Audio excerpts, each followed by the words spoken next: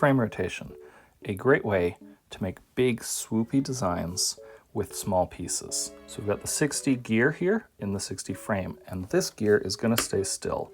So let's put some magnets on it and keep it still, keep the magnets from overhanging the gear teeth, because we're going to be picking up the frame and moving it with each design step. So our basic unit of design in this is the 48 in the 72. I'm starting at 1A and I'll be going all the way through to 5B. And with each step, we take out the gear, lift this up, and rotate it 1.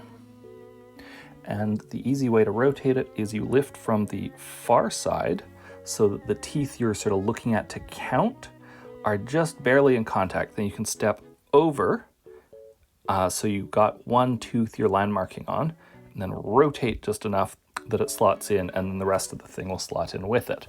I'll demonstrate that again here now. So we do B1. Here we go. And we lift from the far side. So I'm going to be looking at this gear tooth in particular. Here we go. 1, rotate down, nice and smooth. Now I'll do the rest of these the same way, but I'll edit it so it's a little bit faster so we can get to the next technical point. So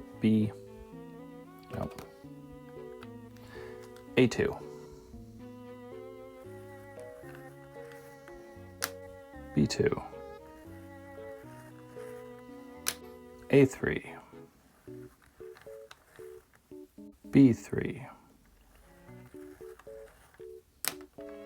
A4. B4. A5. B5.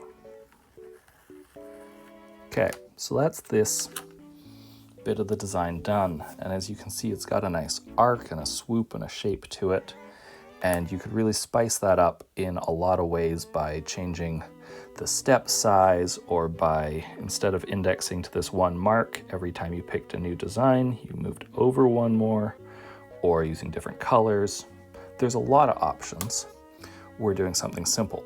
Now, let's add a fanciness to this. So we've gone 10 steps from A1 to B5. We're going to rotate this by 5 steps so that I've taken the frame through a full 90-degree rotation. 5 steps would make 15. I want 15 because half of 60 is 30 and half of that is 15, so that'll be 90 degrees of the 360. And now let's just look at the markings. 1, 2, 3, 4, 5. So I want to be 1 past that one with this one, so I can just do it all in one go and not have to count 5 times. Makes everything better. There we go, 1 past that one. Now we're going to take the 72 and put it in here. And I've marked it with 180-degree marks and 90-degree marks. We're going to make the 72 stationary because we're going to move around this point. Okay. Lift up the frame, remove the 60, rotate it by 90 degrees, which is nice and easy because I've got these marks in place. Put the 60 over here now, and then we're just going to do the same thing again. And let's get a new color. Green 2. Oh, this greeny blue looking friend. 1A. All right, and remember, it's easier if you lift from the back. So I'm looking at this marking here. I'm lifting from the back. I'm shifting over one. Then I'm rotating and slotting it back down. That's the easiest way I've found to do it for me. Your mileage may vary. B1, here we go. Oh, my arm is in the way. Let's switch hands for the next one. A2.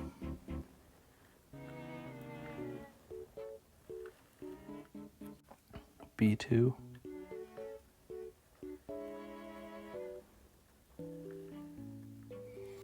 A3.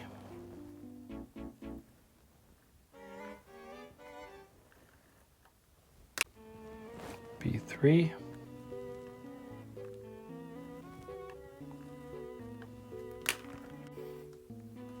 A4,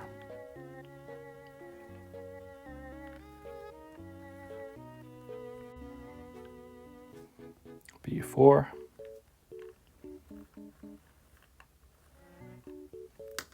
A5,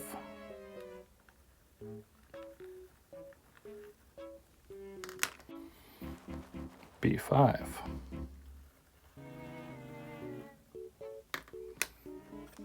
All right.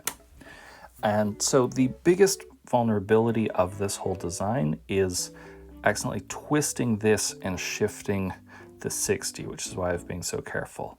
Also, there's just a little bit of play in this, so I was trying to remember to snug it, you know, just gently counterclockwise each time I reset it, but that's just a tiny, tiny technical detail. So that's how we make this good looking thing. Check it out.